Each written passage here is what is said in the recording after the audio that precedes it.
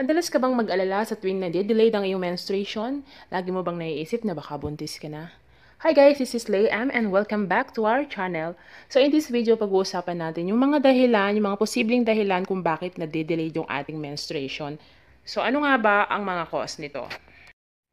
So bakit nga ba nade-delay ang ating menstruation? Minsan nag-aalala ka lalo na kung single ka or wala ka pang asawa and then na-delayed ka, iniisip mo agad na ay buntis na ba ako? Then nagpa-panic mode ka na.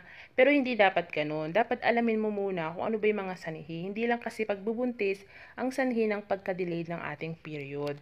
Mas mainam na alamin ang posibleng dahilan bago ka magmadaling bumili ng pregnancy test sa drugstore.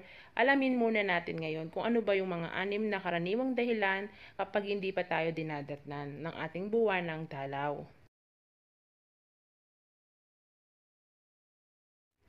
So yung number 1 na nagkukos ng delayed period ay ang stress o labis na pag-aalala. Ang labis na pag-aalala kasi at stress ay hindi lang nakakaapekto sa ating emotional at mental na kalagayan, kundi pati na rin sa ating pisikal. Kasama na dito ang hypothalamus, ang bahagi ng utak na nagkokontrol sa pagpapalabas ng hormones. Ayon sa mga pag-aaral, kapag labis ang stress, maapektuhan ang menstrual cycle natin na maaring maging maikli o mas matagal o di kaya ay huli o hindi dumadating sa takdang araw. Meron din namang nagkakaroon ng mas masakit na period cramps. Yan, minsan nararanasan ko to. So ano ba yung mga dapat nating gawin? Hanggat makakaya nating iwasan ng labis na pag-iisip at ang mga sitwasyong nakaka-stress, gawin po natin ito. Mag-exercise din tayo, matulog ng sapat, at maghanap ng mapaglilibangan para mawala o maibsan ang ating stress level. Ang second reason na maaaring mag-cause ng pagkadelay ng period ang paggamit natin ng birth control. Tipikal na kaalaman sa mga babae na mas makakatulong na ma-regulate ang menstrual cycle kapag gumagamit ng birth control pills. Pero ayon sa medical article ng reproductive health expert na si George Patonakis, minsan din ay nakakaapekto ang pag-inom ng extended cycle ng birth control pills. Sa halip daw na 21 pills sa 21 na araw, may mga set ng pills na para sa 28-day cycles at mayroon ding tuloy-tuloy na 3 buwan. Sa 28 pill set, ang 7 ay blanco or hormone-free pills, pero ginagamit para masanay ang babae na uminom at hindi makalimot. Ang hormonal birth controls ay nagpapalabas ng estrogen na may kasamang progesterone sa loob ng 21 days. Kasunod nito ang ilang hormone-free pill days. Ang pagkawala ng hormones ang nagpapalabas ng menstruation o dugo. So ang hormones na ito ay sanhi ng pagnipis ng lining ng uterus na minsan ay sobra ang nipis kahit hindi nagkakaroon ng pagdurugo o menstruation. Ito rin ang dahilan ng pagka-delay. Gayon din sa mga gumagamit ng injectable birth controls o di kaya ay patches, pati na rin ang intrauterine device o IUD. Kaya't kung ganito ang mga contraceptive na gamit mo, asahan na hindi magiging sakto ang dating ng buwan ng dalaw mo at minsan pa nga ay wala talaga sa isang buwan. So ano ba dapat ang gawin? Actually, wala namang panganib ang delay na dahil sa contraceptive. Pero payo pa rin ni Dr. Patunakis kung higit sa 2 buwan ka nang hindi dinadatnan, kahit pag gumagamit ka ng contraceptive, dapat na rin magpatingin ka sa OB-GYN para masiguro kung buntis ka nga o hindi. Hindi kasi 100% na epektibo ang lahat ng uri ng contraceptive. So, yung pangatlong dahilan ng ating pagka-delayed ang pagbabawas o pagdagdag ng timbang ng dahil sa diet. May mga sadyang nagbabawas ng timbang kahit nababago ang food intake o di kaya ay tahasang nag-exercise. Ang dalawang bagay na ito ay posibleng dahilan ng pagkahuli ng dating ng ating buwan ng dalaw. Kapag kasi naging underweight tayo o bumaba ang body fat ratio natin, naaapektuhan ng reproductive hormones level. Sobrang bumababa ito kaya't hindi nangyayari ang dapat na ovulation o menstruation.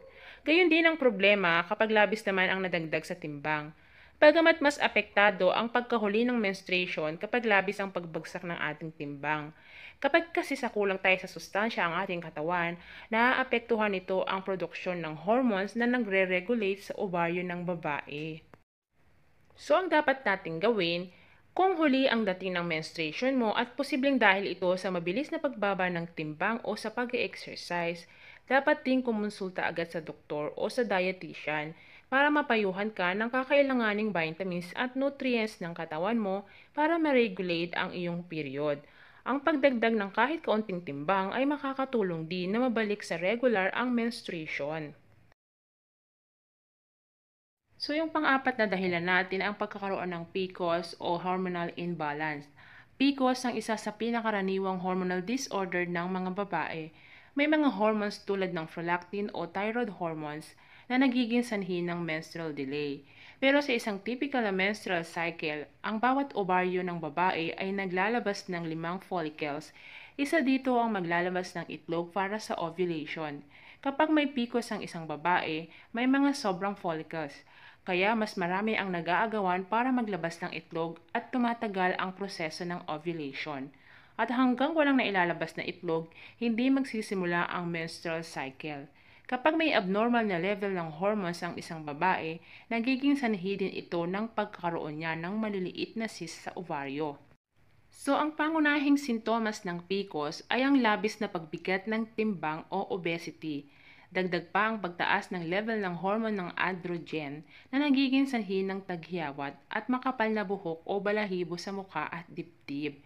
Ang dapat mong gawin ay magpatingin ka agad sa doktor para matukoy kung PCOS o hormonal imbalance man o hindi ang problema.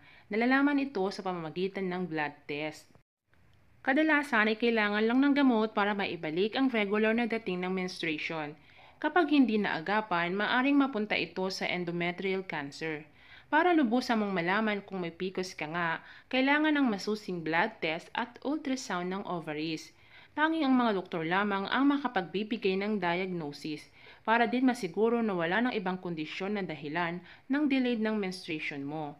Ayon din sa mga espesyalista, makakabuti ang pagbabawas ng kahit 10% lang ng timbang ng mga pasyenteng may PCOS para makatulong na mabalik sa dating cycle ang kanilang menstruation.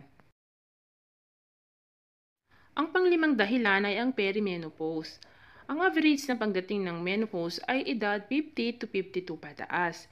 Pero may mga nakararanas na ng pagkaantala o delayed menstrual cycles o di kaya ay ang pagkawala ng menstruation ng ilang buwan sa kababalik pagdating ng edad na 45 pataas.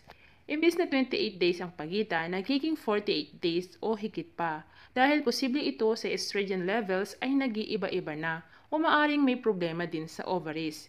Ayon kay Dr. Sima Samat, MD Obstetrician and Gynecologist ng Aster Clinic Dubai, kung ikaw ay nasa edad na 40 hanggang 48 at tumigil na ang buwan ng dalaw mo ng higit sa isang taon, ito ay tinatawag na early menopause.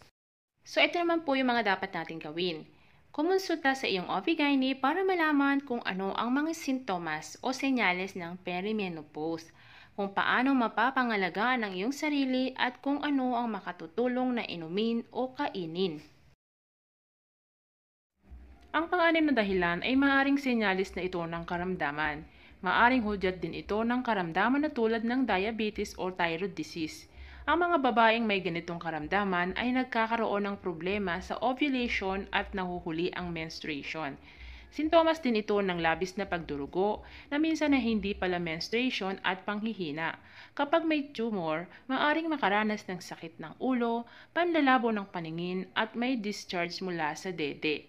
So, ang dapat mong gawin, kung may nakikita ka pang ibang sintomas na may kinalaman sa diabetes at thyroid disease, magpatingin ka agad sa doktor para matukoy kung ano talaga ang iyong problema.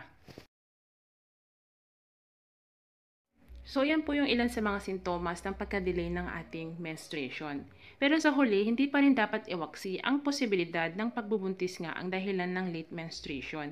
Kahit pa gumagamit ka ng mga contraceptive, maaari pa rin mabuntis. Maiaalis lamang ang suspetsya ng pagbubuntis kung na-examine ka na ng OB/GYN at negatibo ang pregnancy test.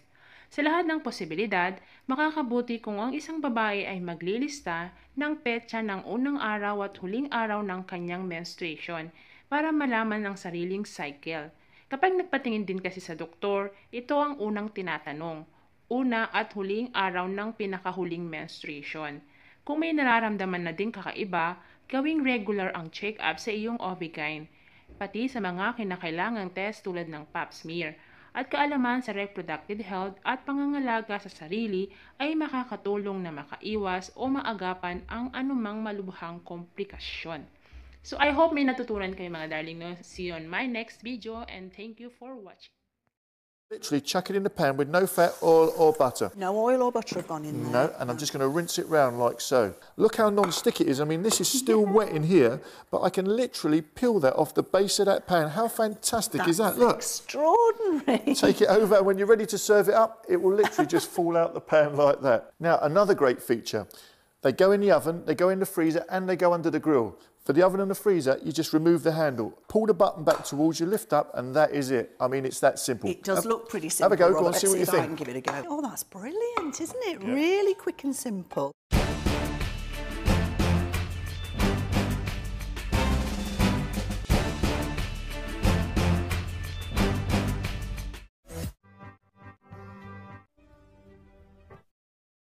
Dati ang aking buhay ay kulang sa sigla.